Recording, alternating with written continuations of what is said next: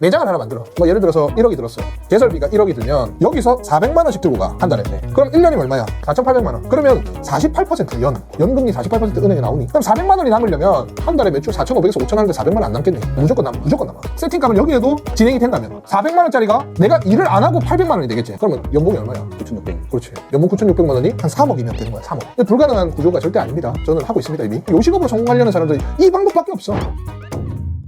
남는 건 경험과 노하우와 사람이잖아. 네. 그거를 인프라를 이용해서 하나를 더 만들어서 수익화를 또 만들어가는 거야. 결과적으로는. 네. 그래서 일단 제일 중요한 건 돈을 모아야 됩니다. 돈을 모으고 보통 내가 추천드리는 건 뭐냐면 매장을 하나 만들어. 자영업 매장을. 네. 그러면 이게 보통 한 빠르면 6개월에서 늦으면 18개월 정도 원금 회수가 되겠지. 뭐 예를 들어서 1억이 들었어. 순수 매장 비용만. 네. 보증금 회수 비용 말고. 개설비가 1억이 들면 내가 한 달에 500만 원씩 남아. 순수익이. 네. 그러니까 곱하기 12 하면은 6천이지. 네. 그러면 이제 14개월 정도면 원금 회수가 되잖아. 그때부터 반오토, 오토를 하는 거야. 그때부터 이제 금융상품이 되는 거예요. 그 전까지는 내가 반오토, 오토 안 하면 돈을 더 많이 남겠지. 네. 빠르게 원금 회수를 하고 그 다음에 금융상품으로 바꿔라. 가게를 투자성으로 하려면. 그럼 1년 반 동안 1억, 뭐 한 1억 2천 정도 했어. 그럼 이제 회수가 되니까 0이 되잖아. 네. 투자금이. 그렇죠. 그러면 어떻게 되겠어? 예를 들어서 여기서 400만 원씩 들고 가.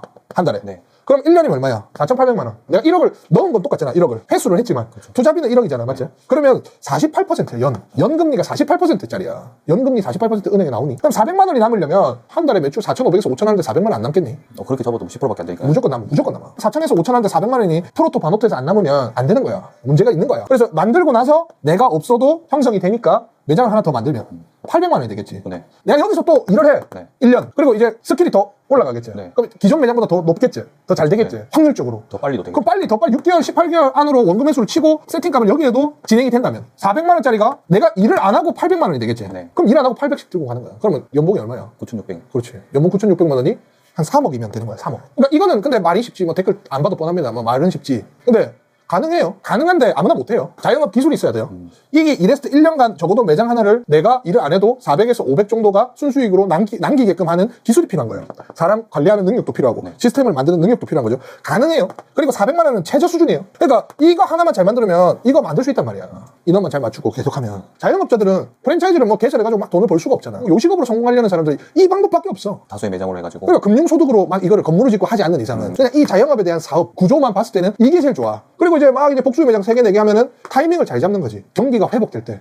그러면은 권리금을 팔고 팔아. 최소 5천에서 1억 정도. 그럼 3개면 5천만 받아도 1억 5천. 그렇지. 그럼 원금 회수는 됐지. 네. 그렇게 돈을 법니다. 보통은. 제가 이거를 지금 설명하는 것은 자영업 하나를 했을 때 얼마나 그 매장을 키워서 막 하려고 하는 방법을 한 게 아니라 한 개 매장을 이미 잘 운영하고 있는 사람들을 타겟으로 오늘 강의를 하는 거예요. 하나의 브랜드를 할 필요는 없습니다. 어차피 매장 하나를 완벽하게 만드는 것은 시스템적으로 잘 만들 수 있는 사람이야. 요식업 운영의 기술을 습득한 사람이야. 그럼 굳이 똑같은 브랜드를 할 필요도 없고 네, 그렇죠. 좋은 브랜드를 찾아가지고 다수 복리로 하면서 인원을 돌려가면서 이 중간에 뭐 관리자도 필요할 것이고 들어가잖아. 그렇게 형성이 되는 겁니다. 그래서 이 구조가 정말 중요하고 이 행위를 어떻게 하느냐. 뭐 자영업을 20대부터 하는 사람들도 있어요. 그러면은 20대부터 40대 후반까지 만들면 2년, 3년에 하나씩만 만들어도 몇 개가 되겠어요? 최소 뭐 한 6개, 7개, 8개 되겠죠. 안정적으로 운영한다면. 그러면 돈을 버는 거예요. 구조가. 중간에 운영하다가 안 되면 점장들한테 투자금을 얼마 정도 받고 거기서 내가 매출에 대한 퍼센테이지를 받으면 어떻게 되는 건가요? 매장 수가 많을수록 매출의 5%만 받더라도 어떻게 되나요? 뭐 4천만 원짜리야. 4천. 그러면 2억이 나오지. 2억의 5%는 얼마야?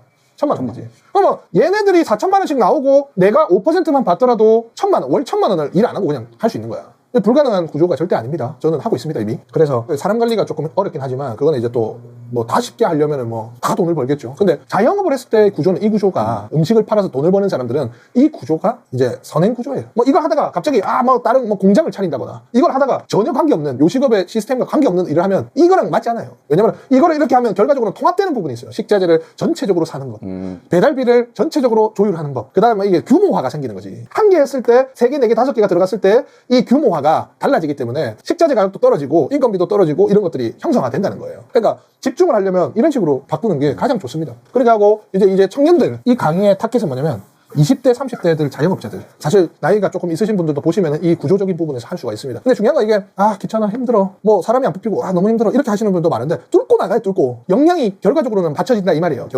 역량을 뚫고 나가서 힘들 때도 이걸 구조를 맞춰서 뭔가를 잡으려고 하는 의지, 그거는 이제 계속 의지만 있으면 결과적으로는 오사마리가 됩니다. 보통 하다가 너무 힘들어서 포기하는 경우지. 뭐 한 2개월, 3개월 힘들지만 또 맞춰집니다. 그리고 20대에서 뭐 30대 정도는 목표를 잡아야지. 목표. 매장을 뭘 만들겠다. 세부적으로 설계를 하고 진행을 하면 일반 직장인 그 대기업 다니는 사람들보다는 낫습니다. 물론 리스크가 있긴 있지만. 그래서 목표를 잡고 조금 일을 하시면은 잘 될 것 같고, 그 다음에 자영업은 이제 일단 매장 하나부터 먼저 만들고, 그 다음에 원금 회수하고 나서가 중요해. 장사가 잘 된다까지만 생각하거든, 보통 사람들은. 자영업자들은 2천에서 3천, 3천에서 4천, 4천에서 5천, 그 지역마다 정해져 있는 매출이 형성이 있어. 내 매장 같은 경우는 8천에서 1억 정도야. 내 양산에 왔다 보거든. 그럼 거기까지 나오면 그래, 매달 한 1,000만 원, 1,500만 원 보니까 나 여기서 괜찮아. 여기서 끝이 난단 말이야.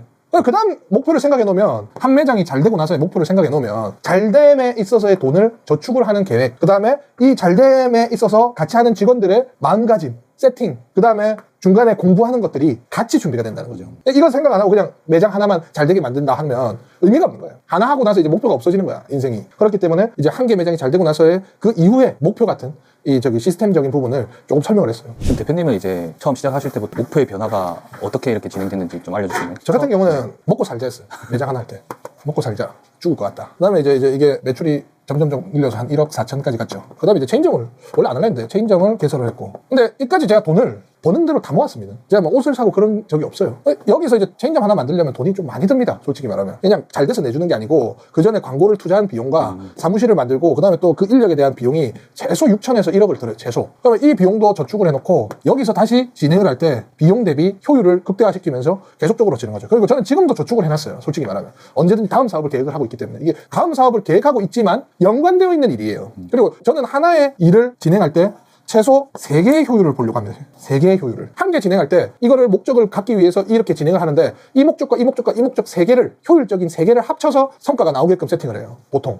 그렇기 때문에 효율이 극대화되는 거죠. 그래서 체인점하고 이제 뭐 한 4년 차쯤 돼서 90개 정도 이제 진행이 되고, 그 다음에 뭐 여기서 추가적으로 저희가 할 수 있는 덤주님들이 진행하고 있는 이런 파생적인 사업들 또 진행되고, 여기서 또 나오는 금융상품, 금융소득 뭐 이런 것도 있겠지만 금융소득이 또 들어가고, 여기서 또 부동산 소득 들어가고, 여기는 이제 사업소득 들어가고, 여기서 또 이제 직영점 확대 운영이 되게끔 추가해요. 사업소득, 금융소득, 부동산소득, 일단 3개가 들어가는 거죠. 그러니까 이제 돈이 차근차근 안정적으로 쌓이기 시작하죠. 이게 모듈이 여기서 요거를 들어갈 때 세팅이 생각하고 들어가야죠. 그리고 이제 이 들어가는 이 돈들은 이제 테스트를 하는 거죠. 무조건 잘 되는 게 아니고, 무조건 해서 잘 되는 게 아니에요.